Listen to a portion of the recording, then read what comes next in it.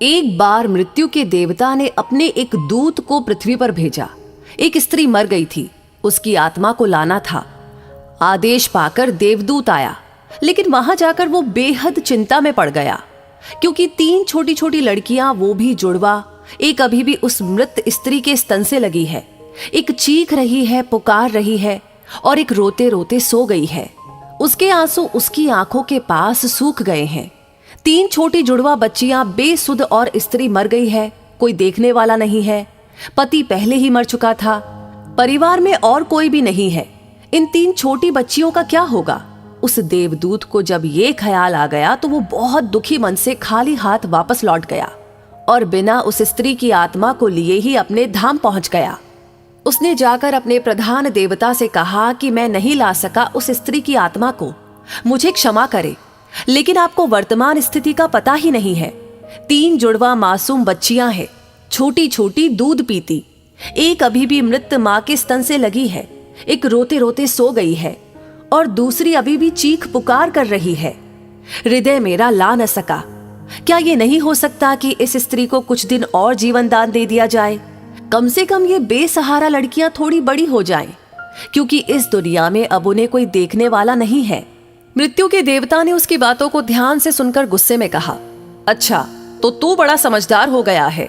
उस व्यक्ति से भी ज्यादा जिसकी मर्जी से मौत होती है, जिसकी मर्जी से जीवन होता है, जो पूरी दुनिया का मालिक है।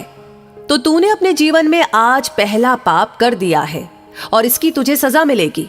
और सजा ये है कि तुझे पृथ्वी पर वापस चले जाना पड़ेगा, और जब तक तू 3 बार अपनी मूर्खता पर न हंस ले तब तक वापस यहां न आ सकेगा। वह देवदूत राजी हो गया दंड भोगने के लिए, लेकिन फिर भी उसे लगा कि सही तो मैं ही हूं, और तब अपनी मूर्खता पर हंसने का मौका कैसे आएगा? उसे लगा कि यह शायद असंभव है। उस देवदूत को वापस पृथ्वी पर फेंक दिया गया। वहीं पास में ही जहां देवदूत बेसुध पड़ा हुआ था, एक मोची सर्दियों के दिन करीब आने के कारण कुछ रुपए लेकर अपने बच्चों के लिए गर्म कपड़े और कंबल खरीदने शहर जा रहा था। उसने राह के किनारे एक नंगे आदमी को ही पड़े हुए ठंड में ठिठुरते देखा। ये नंगा आदमी वही देवदूत है जो पृथ्वी पर फेंक दिया गया था। उस मोची को देवदूत की हालत देखकर दया आ गई, और उसने बिना कुछ सोच विचार किए अपने बच्चों के लिए कपड़े खरीदने की बजाय उस देवदूत के लिए कंबल और कपड़े खरीद लिए। देवदूत के पास न खाने के लिए कुछ था और न ही रहने का कोई ठिकाना। उस पर तरस खाकर मोची ने कहा कि तुम मेरे साथ मेरे घर चलो, और अगर तुम्हें देखकर मेरी पत्नी नाराज भी हो जाए तो बुरा मत मानना, क्योंकि बच्चों और परिवार के कपड़े खरीदने के पैसे मैंने तुम पर खर्च कर दिए। ये जानकर पत्नी जरूर से नाराज होगी, लेकिन फिर सब कुछ दिनों में ठीक हो जाएगा। उस देवदूत को अपने साथ लेकर मोची घर लौटा, लेकिन न तो मोची को देवदूत की सच्चाई का पता था और न ही उसकी पत्नी को। जैसे ही देवदूत को लेकर मोची घर में पहुंचा तो उसकी पत्नी एकदम पागल हो गई, बहुत नाराज हुई, बहुत चीखी चिल्लाई। मोची के घर के माहौल को देखकर देवदूत पहली बार हंसा। उसे हंसते देख अचरज में मोची ने कहा, हंसते क्यों हो भाई, बात क्या है? देवदूत ने गंभीरता से कहा, मैं जब 3 बार हंस लूंगा तब सब बता दूंगा, लेकिन फिलहाल मुझसे कुछ भी मत पूछो। दरअसल देवदूत पहली बार इसलिए हंसा क्योंकि उसने देखा कि इस मोची की पत्नी को पता ही नहीं है कि मोची एक देवदूत को अपने घर लाया है, जिसके आते ही घर में हजारों खुशियां अपने आप आ जाएंगी और उनके सारे गम दूर हो जाएंगे। लेकिन आदमी देख ही कितनी दूर तक सकता है? पत्नी तो इतना ही देख पा रही है कि उसने कंबल और बच्चों के कपड़े नहीं खरीदे। जो खो गया है वो देख पा रही है, और जो मिला है उसका तो उसे अंदाजा ही नहीं है। घर में देवदूत आ गया है, जिसके आते ही हजारों खुशियों के द्वार खुल जाएंगे। इसलिए देवदूत हंसा। उसे महसूस हुई अपनी मूर्खता, क्योंकि मोची की पत्नी अपने भविष्य को नहीं देख पा रही है, जो कि उसके साथ होने वाला है। बहुत जल्दी ही, क्योंकि वो देवदूत था, कुछ दिनों में ही उसने मोची के सब काम सीख लिए, और फिर उस देवदूत के बनाए जूते इतने प्रसिद्ध हो गए कि मोची कुछ महीनों के भीतर ही धनवान हो गया। साल होते होते तो उसकी ख्याति सारे प्रदेश में पहुंच गई कि उस जैसा जूते बनाने वाला कोई भी नहीं है, क्योंकि वो जूते देवदूत बना रहा था जो बेहद खूबसूरत हुआ करते थे। सम्राटों और राजाओं के जूते वहां बनने लगे। मोची के घर धन की बरसात होने लगी। एक दिन प्रदेश के सम्राट का एक आदमी मोची के घर आया और उसने उसे एक बेशकीमती चमड़े के टुकड़े को देते हुए कहा कि ये चमड़ा बहुत ही कीमती है, आसानी से कहीं मिलता नहीं। सम्राट के लिए अच्छे जूते बना दो, लेकिन कोई भूल चूक नहीं करना। जूते ठीक बिल्कुल बेहतरीन बनने हैं, और ध्यान रखना जूते बनाने हैं, चप्पल नहीं। क्योंकि उस दौर में संभवतः रूस में जब कोई आदमी मर जाता है तब उसे चप्पल पहनाकर मरघट तक ले जाता था। मोची ने भी सम्राट के आदमी की पूरी बात को समझकर देवदूत से कहा कि चप्पल मत बना देना, जूते बनाने हैं, स्पष्ट आज्ञा है, और चमड़ा इतना ही है। अगर गड़बड़ हो गई तो हम मुसीबत में फंसेंगे, सम्राट जिंदा नहीं छोड़ेगा। लेकिन पता नहीं उस देवदूत के दिमाग में क्या आया कि उसने एक चप्पल ही बना दी। बाद में जब मोची ने देखा कि चप्पल बनी है तो वो क्रोध से आग बबूला हो गया। वो डंडा उठाकर उसको मारने के लिए तैयार हो गया कि तू हमारी फांसी लगवा देगा, और तुझे बार बार समझाकर कहा था कि चप्पल बनानी नहीं है, फिर चप्पल किस लिए। देवदूत फिर से खिलखिलाकर हंसा। उसे देखकर मोची हैरान हुआ। तभी वही आदमी सम्राट के घर से दोबारा भागता हुआ आया। उसने कहा कि जूते मत बनाना, चप्पल ही बनाना, क्योंकि सम्राट की अभी अभी मृत्यु हो गई है। भविष्य अज्ञात है, सिवाय ऊपर वाले के और किसी को ज्ञात नहीं, और नश्वर आदमी तो अतीत के आधार पर निर्णय लेता है। सम्राट जिंदा था तो जूते चाहिए थे, मर गया तो चप्पल चाहिए। उसके बाद तब वो मोची उस देवदूत के पैर पकड़कर माफी मांगने लगा कि मुझे माफ कर दीजिए, मैंने तुझे मारा।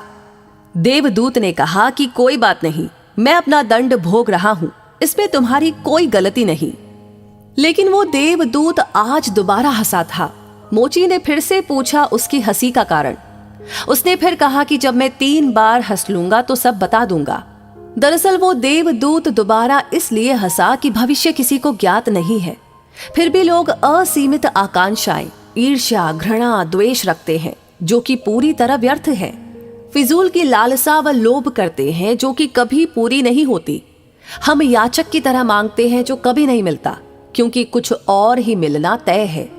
हमसे बिना पूछे हमारी नियति घूम रही है, और हम व्यर्थ ही बीच में शोरगुल मचाते हैं, चिंता करते हैं, परेशान होते हैं।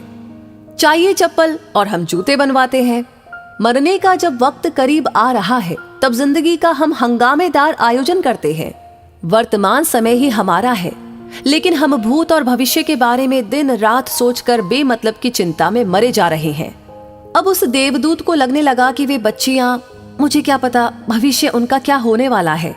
मैं बेमतलब का उनके बीच में आया, क्योंकि होनी तो बहुत पहले से ही तय है।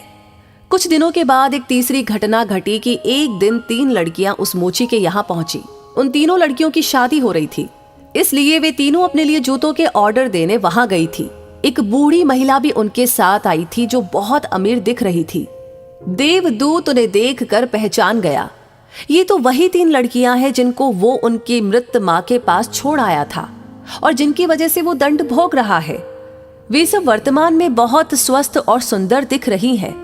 उसने जानना चाहा कि हुआ क्या, उनके साथ ये बूढ़ी औरत कौन है। अब बूढ़ी औरत ने सब कुछ बताना शुरू किया। उसने कहा कि ये तीनों बच्चियां मेरी नहीं हैं। इनके जन्म के दौरान भूख और अभाव के कारण माँ के शरीर में दूध नहीं था, और ये 3 बच्चियां जुड़वा, इनकी माँ इन्हें दूध पिलाते पिलाते ही मर गई।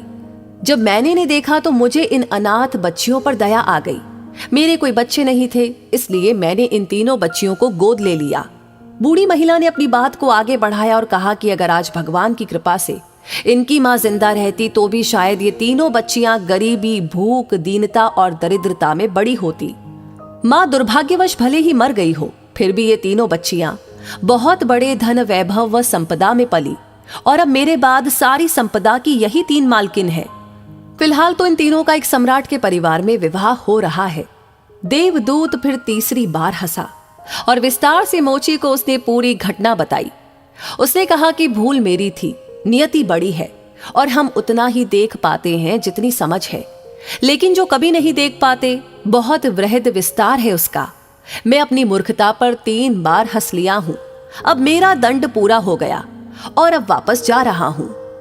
उसके बाद देवदूत को अपनी गलती का एहसास हुआ और वो वापस अपने धाम लौट गया। तो दोस्तों, इस कहानी के बारे में आपकी क्या राय है, आप क्या सोचते हैं, हमें कमेंट बॉक्स में लिख करके जरूर बताएं और इस वीडियो को ज्यादा से ज्यादा लोगों के साथ शेयर करें। क्योंकि आपका हर एक कमेंट, हर एक लाइक और हर एक शेयर हमें इंस्पायर करता है ऐसी कहानियां, ऐसे वीडियोस आप तक पहुंचाने के लिए। साथ ही हमारी हर वीडियो को सबसे पहले पाने के लिए हमारे पेज को फॉलो करना ना भूलें। धन्यवाद।